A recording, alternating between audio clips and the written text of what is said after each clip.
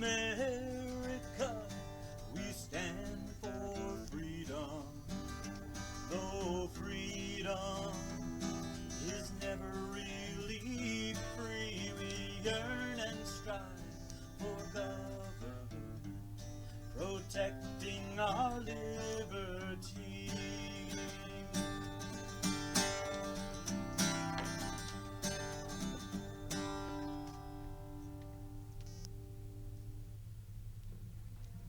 Good evening and welcome to Your Right to Know by the Fitchburg Republican City Committee. My name is Mary Lotze and I will be your host for this evening's show.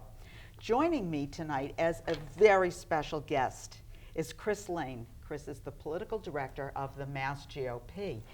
Welcome, Chris, and thank you for joining us. Hi, Mary. Thank you so much for having me. You're it's great to be welcome. here. And this is actually a little bit of a pivot show from last month. Last month we had Chanel Prunier, also from the MASSGOP, and we talked about engaging young people into the political process, into politics as a whole.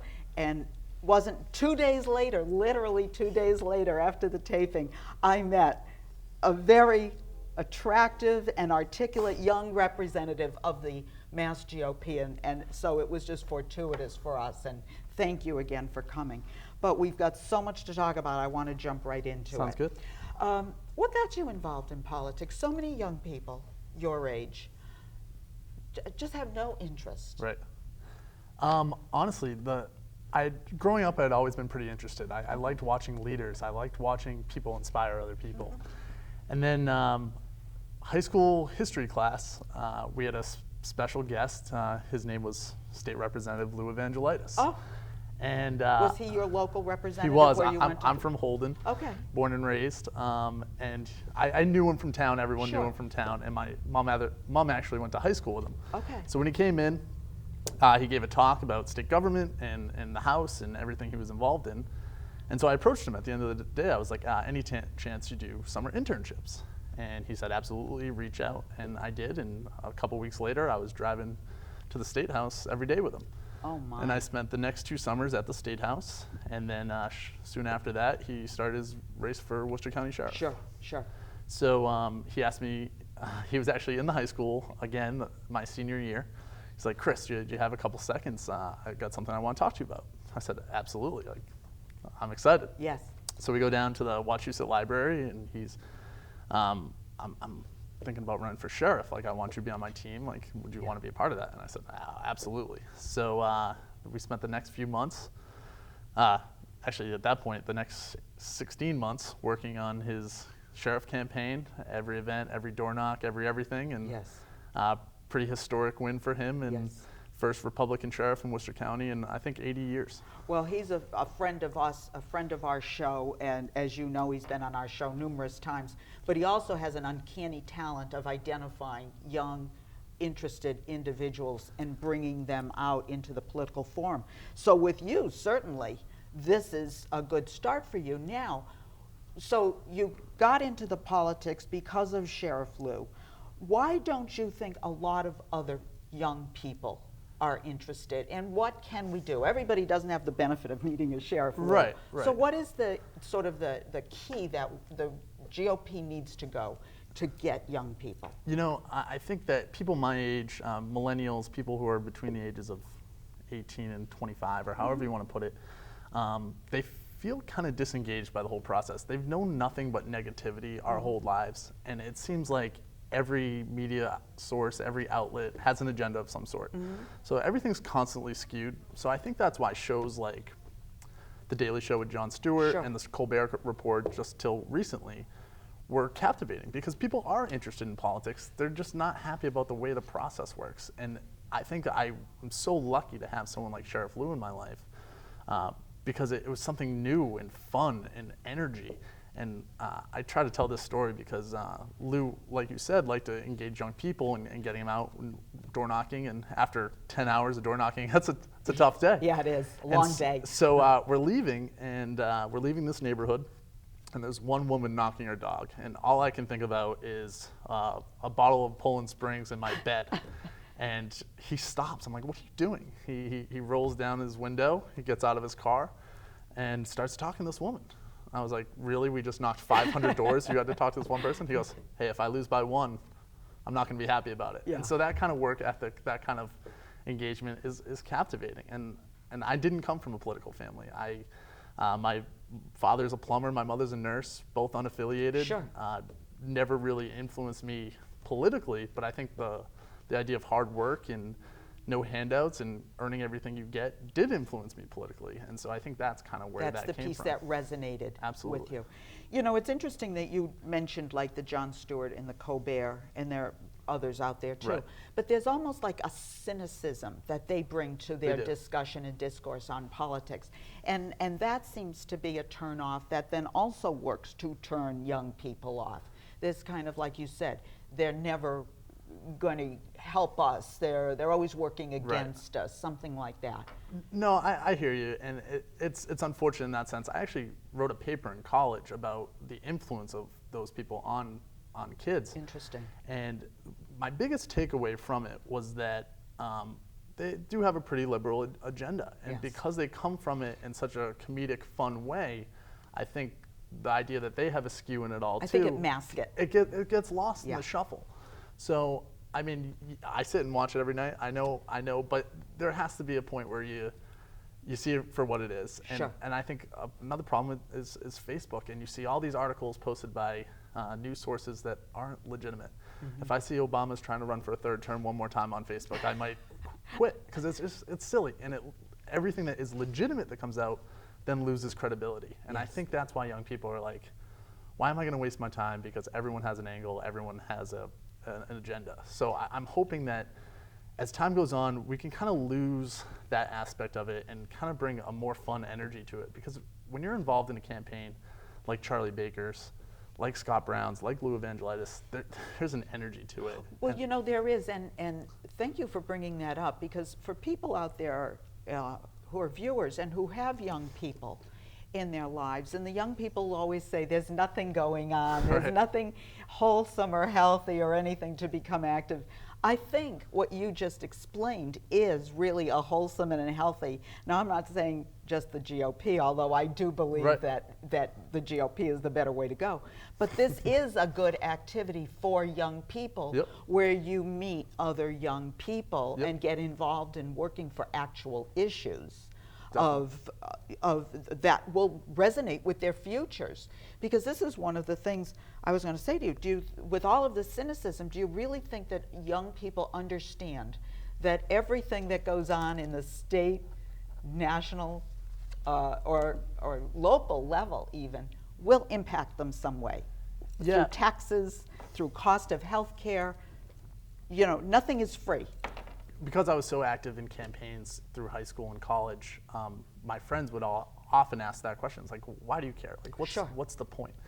And it was hard for me to portray why I was involved. And I think once people my age and around my age started to graduate from college and get their first job and see how these things actually impacted them, it changed their tune a little bit. It was less of, why are you doing what you're doing, and more, why do you support who you support? So I'm hoping that trend will continue amongst millennials in the sense that student loans are higher than ever, taxes are higher than ever, and corporate taxing, it affects them, and they're starting to learn that and recognize that. What about the political parties? That's another thing. Those young people, and again, we'll define young people, Right. 18 to, I'll just say 18 to 30. Okay. So the millennials, when they join or when they're interested in political parties or interested in politics, oftentimes they become unenrolled. Right. So they will say, I'm interested, but I'm not interested in being part of a Democrat or a Republican party. Right. Why, again, do you think that is? I can only really speak to young people in Massachusetts because that's kind of, Sure. I went to college here, I lived here, that's where I grew up. But I think in Massachusetts, young people especially have kind of grown up with the mindset that they don't want to be labeled a particular Okay. way. And the idea of committing to something like that, I think is a big deal to them. And I also think that as time goes on, more and more people are fiscally responsible, and more people are socially conservative. Socially liberal. Yes. So I think the idea of committing into one of those buckets scares them a little Okay. bit. I think what Charlie Baker has done in the last year, or even back to when he was campaigning in 2010, is kind of changing what that means. And I think that he is such a welcoming person, open to everybody. He said time and time again during the campaign, he's going after 100% of the vote. Yes. And it's not because he was pandering. It's not because he told people what they wanted to hear. It's because he believes that all people have common interests. And at some point, they're going to agree on something. Yes, they're going to disagree on some things, but it's about the inclusion conversation, not the exclusion. And that's why the idea of being a Republican and the Big Tent Party and all different types of Republican within the party is a cool thing. Well, you actually just opened up another question that I had, because I think when we think of the Big Tent Party, we always thought of the Democrats because they always seem to be more inclusive, gender, race, creed. I mean, they always seem to be. But this year, this election, 2016, it's going to be totally different. We have Hillary Clinton, probably Lincoln Chafee, Martin O'Malley, perhaps, maybe Joe Biden even. What is that? It's a white upper class, a wealthy party. Yep. But when you look at the Republican, we have, well, I mean, there's so many. Where do I start? We have 2 Cuban Americans with Marco Rubio and Ted Cruz. We have a black individual with Dr. Ben Carson. We have a woman with Carly Fiorina. We have an Indian American with Bobby Jindal. I mean, talk about an all-inclusive party that all of a sudden, when you look at who's all-inclusive of gender, race, ethnicity, poverty, you know, people who've come from the hard end to wealthy, people born into wealth. We have really got that and capitalized on that in the Republican Party. Right. Do you think that will help young people look at the Republican Party as being something more that they want to move into? I hope so. I mean, I'm really proud of our slate. Yes, I mean, I am too. There's not a front runner, I would say, at this point. I think a cool exercise we did at the MassGOP the other day kind of speaks volumes to this. Is we have a team of interns, there's about 12 of them, and all the staff, we put up a poll in our office on the whiteboard, and we gave everybody 3 votes and said, pick your 3 candidates for president. And the votes were all over the place. It was extremely diverse, and then we had a conversation about it. Well, why? And all the things you just mentioned. Different backgrounds, different history, different experiences. You get a guy in Scott Walker who didn't graduate from college. Like,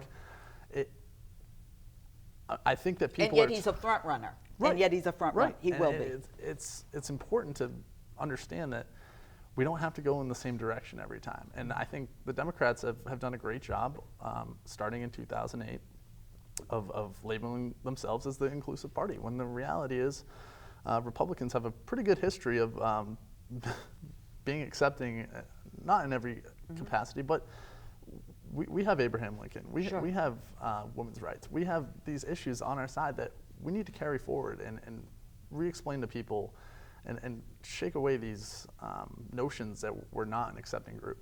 Now, tell me this. When Mitt Romney ran against President Obama back in 2012, the Democrats were very cagily but easily able to label Mitt Romney as white, wealthy, out of touch.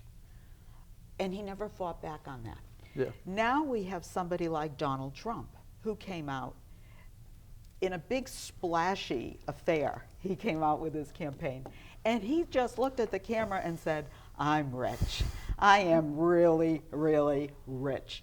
Do you think that kind of in-your-face reality, which of course is sort of his hallmark, if you will, do you think that in-your-face reality kind of also speaks to young people as, you know, you don't have to be cynical anymore. This is fact. We will address facts straight up. I don't know if it's so much the in-your-face approach, but the direct and honest approach. And whether or not you agree with Donald Trump or not, and I think everyone kind of falls on different levels there, is he tried to be straightforward. I think Chris Christie does a really good job of that. I think he's like, listen, like, this is who I am. This is what I think. If you like it, great. If you don't, great. A little less pandering, a little less fraudulent things, a little more being a human. Mitt's documentary that came out after the election was the most human I think most people saw him. Everybody said, had that run before the campaign or during the campaign before the election, It might have been really different. It might have been different. And from someone who has worked a little bit in Massachusetts politics, I've had the opportunity to meet Mitt a little more of a one-on-one basis behind closed doors, and it's different. And he is a good guy. Yeah, and sure. It never came out. It didn't. To the masses. Right. And that's why I think that at some point, people need to become human. People need to go out on shows like that we talked about on Jimmy Fallon. And Jeb Bush did a great job of it the other night. He did.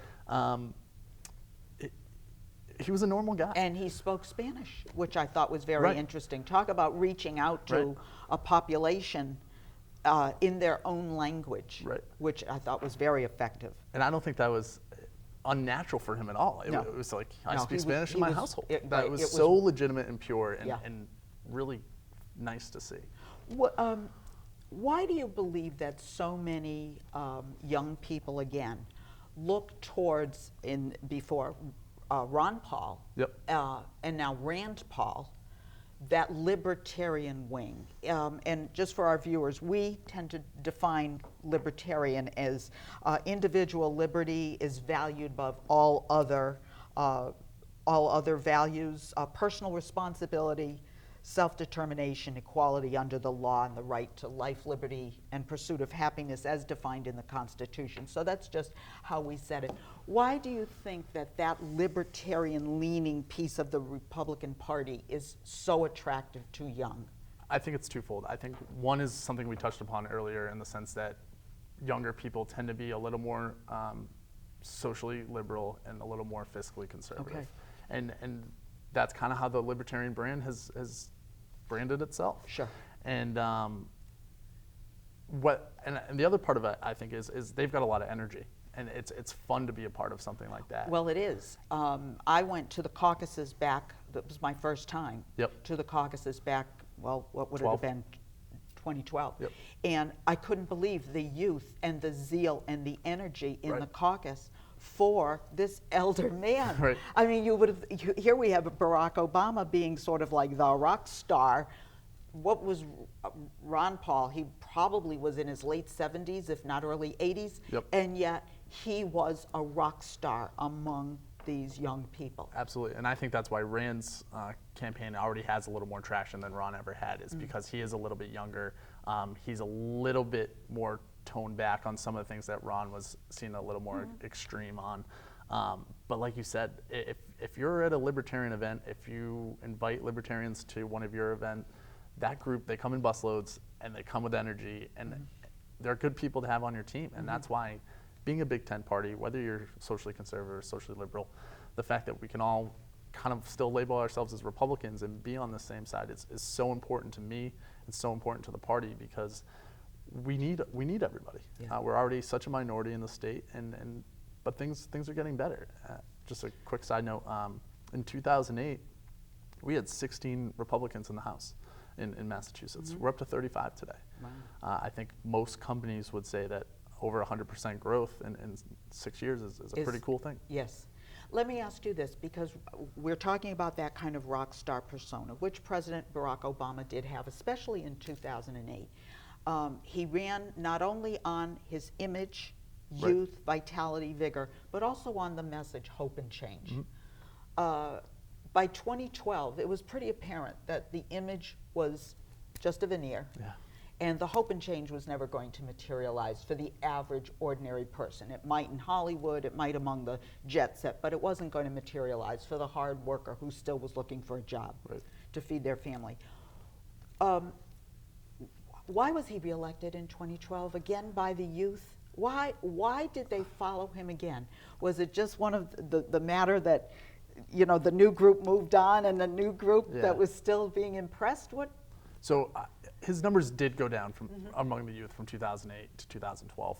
I think people liked him. I think despite the fact that he obviously did not capitalize on any of his promises at all, people still saw someone they could grab a beer with or shoot hoops with. So that's really important. Yeah, unfortunately. And I think that as much as people who really follow it can see that in Mitt I don't think your average casual follower could. Yes.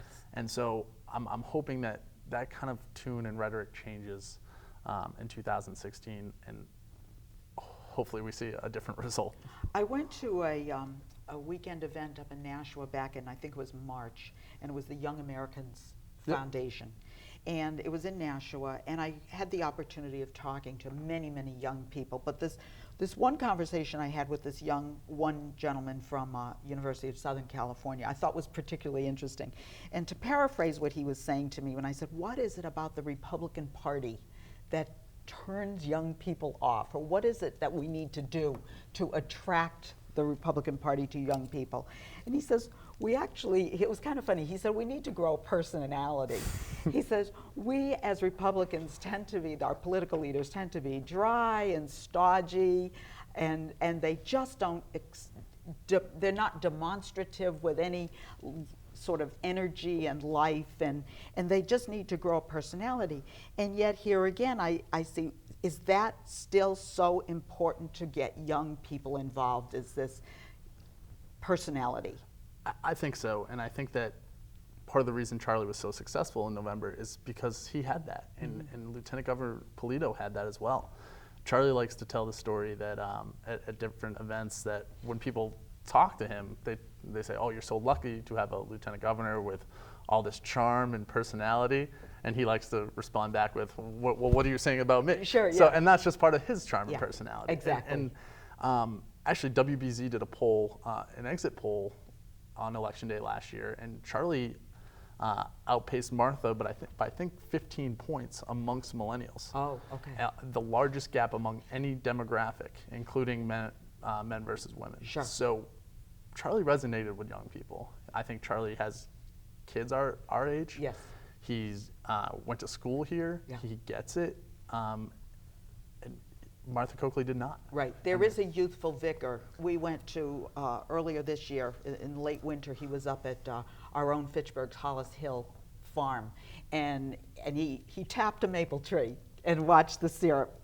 And it was the most uplifting event for we Fitchburg people and North Central Massachusetts people. One, to see our governor out here, which Right. was unheard of. But another, to see someone in jeans and work boots and a parka just get down there with a hammer and Right. tap the tree as he was being instructed and hang the bucket. And I mean, it was fun. It was energizing for our area to see our governor out here. And he is fun. I mean, I've had the privilege of staffing him at a lot of events, a lot of fundraisers, and he's just a fun guy. Yeah. When we started the Baker campaign last year, or when I joined the team last year, everyone was having a staff meeting, and as an icebreaker, we were going around the room telling our most embarrassing stories. I'm not going to repeat the governor's most embarrassing story right now, but I can tell you it was fun, and, Yeah. and it kind of rubbed us all the right way, Sure, in the sense that sure. here we are, we're about to embark on this journey, which is an absolute grind. The campaign world is very stressful, and here's a guy that is just like us and wants what we want and does not have his own political ambition at heart. Sure. He has the people's views at heart, and you hear that all the time from politicians. And sometimes you believe it, and sometimes you don't. I can tell you right now, Governor Baker, all he cares about is the people of Massachusetts, Republican, Democrat, Socialist, I whatever. think that comes through when you see them. So now, working to attract the young people, because this is a large voting bloc Yep. for any party, is social media the best way to reach young? So I actually had a conversation with our communications director about this the other day, and he made a great point.